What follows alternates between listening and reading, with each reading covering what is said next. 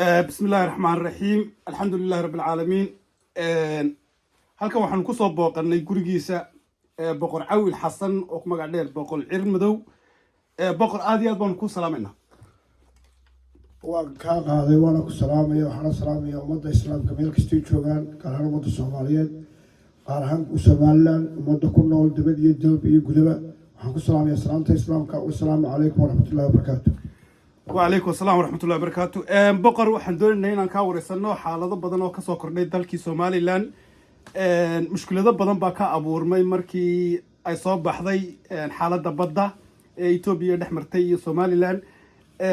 xaaladda waxa kamid ah in xorriyatul qowlkii iyo suxufiyiintii iyo mujaahidiintii qaarkood ay ka hadleen ba arrinkaas suxufiyiinta lagu la dhaqmayo marka ugu horeysa aan ka weydiiyo wax مجاهد أحمد مرة أيها كهذا لي أرنكا صحفيين تلقوا حري صحفيين تلقوا حكم إذا نيكي أقسمها جودها MMTV محمد إليك إيو صمفلة عبد الملك مصعدون إيه إنما كلاو هذا ترتمج عيد أنا سوكو بكرين مركا كهرة إنه نيكا هذا أحمد مرة أرنكا محكي لي سو السلام عليكم ورحمة الله وبركاته من الله مستحاض والسلامية وعبد عبدكم سلامية والله وحا أحمد مري وأنا قويانا وأنا أقول بالمادي يمد دينيا وأنا مشاهد وين وهالجماعة وحرية إنه كنا على إنه الأسقاط استو رجل اللي بدو آسيا عبر بقادرية تذكر دمير كريم تذكر برامجيان وقويان كهلا وحجرات كهلا و تذكر أمده هرمود كي أمده وحيفتي مسمك السنة كردالو وأنا وفرح سنة وأنا أي سنة تغيير دي سووا كهل يوم حرية قول بين ما يصيرون ديمقراطية بيننا قفكوا إنه حرية دي سكان لكرو إنه فكرة دي سعبر كرو إنه برشة وصابرنا لكرو وكالتشان إنه برشة الدجال قلنا يقول قاطع قفكوا ودي يستعملوا ضد دجال ما سقوله وحسن عام السنة يوا كالتشان إن القول أفكار إنه كسر بندقوا ومدة وهي عن قبوا فكرة دي قفكوا قبوا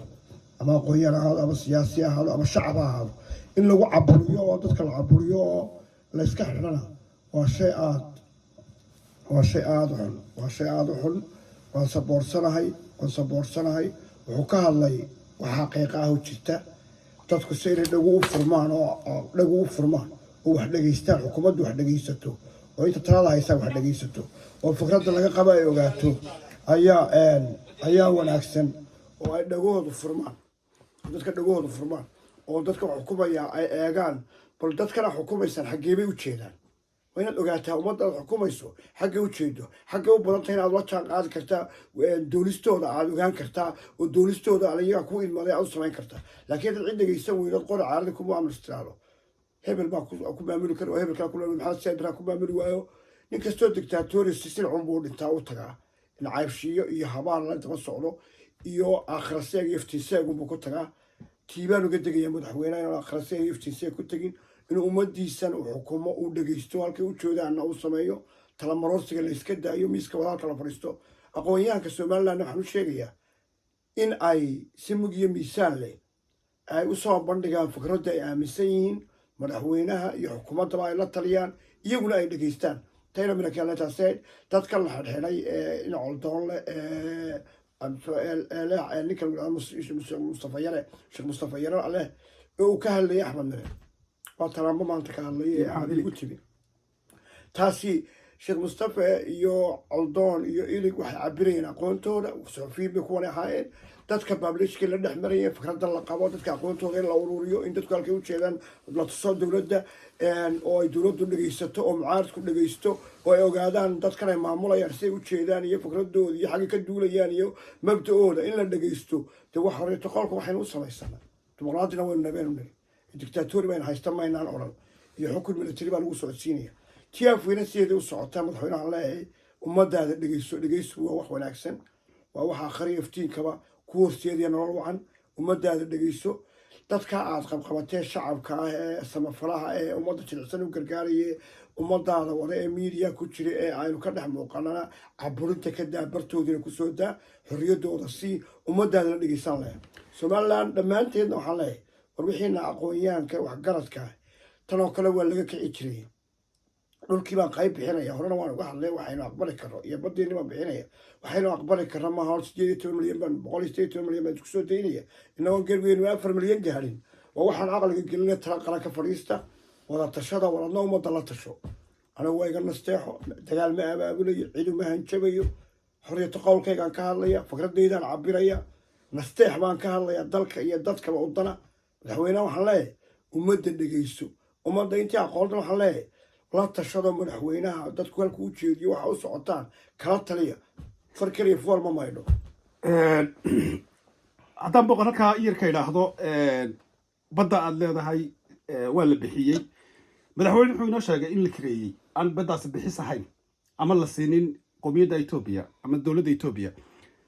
badda kaboodni aan la kala kareysan karin oo interest waddanka aanu qaadan karin ama faa'iido miyaan ku dhex jirin عبد الله ما صنتي سؤال هذا أدويد سيستل تاجو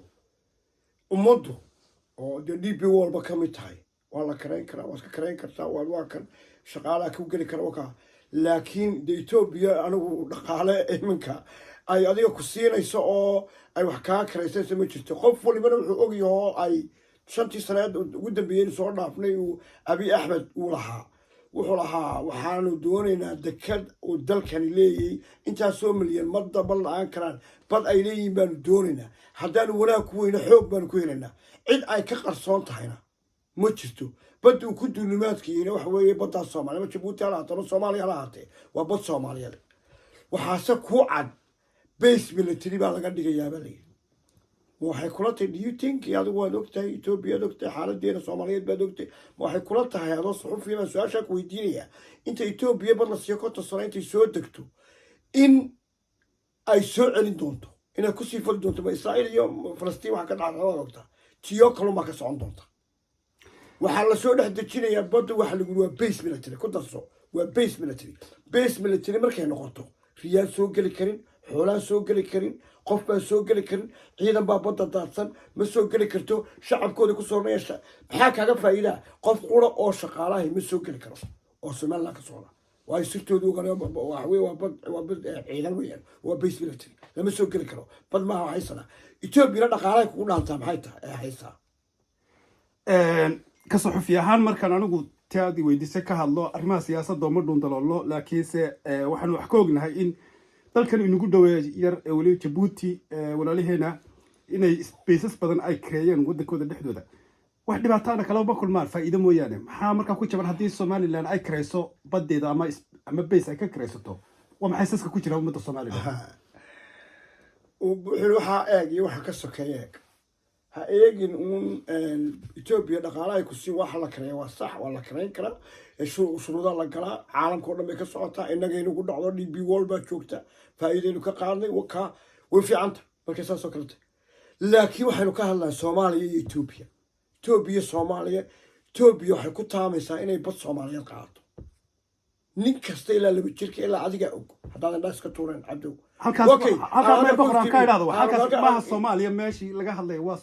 Somaliland iyo Soomaaliyana waxay ognahay inay muddo dheer oo 1990kii laga bilaabo aanay wax wadana ay wadaagin Somaliland ay tahay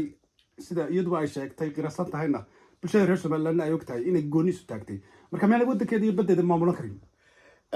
horta aynu sida sax ah wada hadlaa qalbiga saliimka ee runta markaad bulshada wuxuu sheegaysanaa inaad runta ka hadasho waa laga maarmaan imada lama jahwareeriyo Somaliland 30 sano ay go'ansatay cid itiraaftay ma jirin inta waa la wadaa dadaal kala sii badiyaan oran lahaa wali waxa lagu aqoonsay caalamku arka Soomaali qariyalta laga hadlo Soomaaliya ka tirsantahay ayaa lagu arkaa qaramada midowga calanka kuma taagna baasaboorkaaga meel lagu dhoof kasta Ethiopia ahayn cid ku aqoonsatay ma jirto runta markaynu ka hadalno wali waxa hoos joogta Soomaaliya in wada hadalka la sii wado oo aynu gooni u go'nana waa taynu jecelahay sidoo kale jecelayn in la dadaalo oo ictiraafka la raadiyana waa taynu jecelahay anna aan ku boorinayo walaalaheena inay aqoonsadaan oo inay daayana waa taan ima kala soo jeedinayo mar walba aan jecelahay haddana ummadda Somaliland oo dhaqaalameed ilmo yar qof weyn qof buka qof xanuunsanaya qof caafimaad qaba qof qurba jooga qof gudaha jooga way naga wada go'anta isku wada mabda baynu wada Somaliland baato waa doonaysa taa weyn wada rabnaa walaalahay inay sii daayaan inay ictiraafaan inay laba dalo jaaran noqono 3 sano bal ismaamulanay farageliyaan nagala baxaan aan madax banaanaado laakiin imikaynu ka hadlaynaa dadka been loogu sheekeeyo ma nin weyn baanay oday baanay dadka been isugu sheekeynaa been ugu waraysato ma fiicna cabdi waa doctor inay Soomaaliland soomaalina laynu aqoonsan yihin markaynu inagu tahay aynu samaysanayna ee aynu rajada ka muujinayna aynu doonayna laga soo dhaafo dad soomaaliyeed bayna iyo dal soomaaliyeed weli dal isku jirayno waynu se gaari doonaa higsigeenna aynu wadno dadaal taajir cabaas waa gaara in laga badiyo in ummadda la gaarsiiyo in nin waliba halku joogo uu ka dagaalamo xorriyaddeena raadiyo iyo aqoonsigeenna waa mid anigu ku dadaalo oo qurbahan aynu joogno iminka haddaad eegto gobolkan aynu joogno dadaal badan baan ka wadaa oo in badan waxbaan muujiyey waxaa jirta dad dhalinyaro badan oo somalilan oo ictiraafka raadisa waxaa ka mid ah hibaaq maxamed cabaade waxaa ka mid ah safiya cismaan abubakar ducaale barina barbaraawo oo aan la shaqeeyo oo aan ku buuriyo dhalinyarada dalalka kale ka ah golaha degaan ku jirta aan ka dhaadhiciyo inay qadiyadeena ay ummadda u muujiyaan intay taalkooda waanu wadnaa ma habeenay maalin kama seexano cidna ugama baahni mahadnaq waa waxaan dalkayga iyo dadkayga la jecel aan u qabanayo taasi waa wax iska caadiya laakiin hal boy baan kugu daraya etoobiya waa 180 milyan 4 milyan ma gaadhin bayska intaa leeg markaad siiso etoobiya jabuuti maxay karaysaa 10 mitir inaan gaadhin bay karaysaa 10 mitirna dhaqaalay ka heshaa dalal ay wax ka faa'iidaysana way keenaan waayo etoobiya hadday doonaysa dekada ay karayso ta somalilan ee bebraal la siiyey bersentage ay ku leedahay maxay bersentage ku qaadataa 9 bay leedahay percent maxay ku qaadataa waxay ku qaadataa waxyaalo badan oo uga soo dega dartood okay maxay taa uga qabsan weyda uga soo degaan haysto waxay doonaysaa dekada yeelato adaa ogsoon anaa ogsoon iyo sabiga ogsoon qof kasta oo wax garada oran somalilan ama soomaaliya wuu ogi inay dekada qaato iyo dhul qaato doonayso waxaad ogaataa doonta halkaa martay kalluumaysta reer somalilan hadday kusoo dhawaato in maraakiibtooda duqaynayaan waxaan kuu sheegay halnima waxaan jooga garanay waxa soo socda ma garto cabdi waxaan kuu sheegayaa haddaan iminka fulada feelka xumaantaa fagaaraha la tagtaa iminka haddaynaan iska qaban inaynu falastiin iyo israa'iil noqonayno in ay noqonayso in hargeysa bartankeeda mustaqbal lagu weydiiyo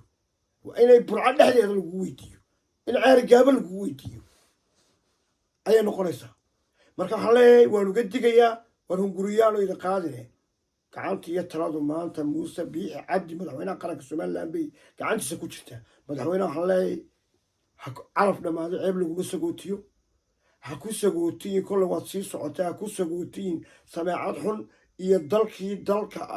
dalkii iyo baddii oo aad bixisay oo shaabal ilaa 50 sano 100 sano intaad nabatay iyo intaad nooshayba ku daba socotay aakhira seeg ha ku haysmin dadkaad qoriga u seetana qoriga ka dhig xaggan bari galbeedka waxaa ka taagan in durbaba ay xaaladdu xun tahay xaggaasi way go'day war intaad bini-aadmiis ka dhigto oo sharaf leh doorashadana sidaa aad u doortay iminka loo qabanayo kaga dhabeeyo ha loo qabto ciddii ummaddu doonayso ha doorto ama adiga ha noqoto ama mid kale ha noqotee laakiin dalka in dhuuni la mariyo ka weyn ummadaada dhaxal uga tag dhaxalku waa wax weyn oo mustaqbal iyo intii aad soo qaribtay inta dambe hagaaji oo ka jooji waxaan waad ogtahay wax jaab lagu shubtay dee somalilan ka weyn ummadii bari ilaa galbeed somalilan way dhawaaqaysaa dadkaaga dhegeysto inay dhagu kuu doloolaa dadka la dhegeysto waa shay aad u qurux badan bilaa talo bilaa amar ayaad ku gashay laascaano ma hayno maanta bilaa talo bilaa amar waad dhooftay waad soo noqotay bad baad bixisa ilaa intaa waad nagala custay markaan ku dooranaynay intaa waad nagala custay dadka dhegeyso kaga tag calaf dhamaado ceeb laguma sagootiye sharaf kaga tag ka waanto waxyaabahan aad samaynayso shacabkaaga iyo aqoon-yahankaaga iyo waxgaradkaaga si wacan u dhegeyso aad iyo aad baad boqor u mahadsantahay ugu dambeyntii maxaad furaysaa bulshada somaliland fariinka uga diraysa waxaan farayaa walaalayaal innagaa muuse dooranay iyo xukuumaddan fartiinaynu ku dooranay doorashadu way dhacaysaa fartiina mid ilaahay mustaqbalka inoo wanaagsan oo ictiraaf inoo keeno oo nabadgelyo dalka ka dhaliya dalkii iminka nabadgelyo ma haysto koola waliba ogoy nabadgelyo ka dhaliya oo istaanta baradhada abisiiyo inanka yara kalluumaysatada ee kabaalashadiiba ku reeyo oo danyarta ogaada oo islaamka kor u qaado oo somaliland kor u qaado meel gaarsiiya allah inoogu bedele fartiina dambe ka fiirsada jaaniski wanaagsanaa gamcays qabsada kuwa jooga galbeedka waxaan leenahay hubka yar saasta dhiga xasaafadda joojiya codkiina waa la dhegeysanayaa aqoon-yahankii waxgaradka u gudbiya wax badahoo la qaadi karo oo qofku wasan karo u goyn karaana ma jirto tala la wada leeyahaynu ku dhisnay tala la wada leeyahayna waynu u taaganay waanu iska rogaynaa marka labaad fartiina ka fiirsada doorashadu way dhacaysaa iskula duubnaada aad iyo aad baad mahadsantahay boqor waana ku salaamaynaa wasalaamu calaykum waraxmatullahi wabarakaatu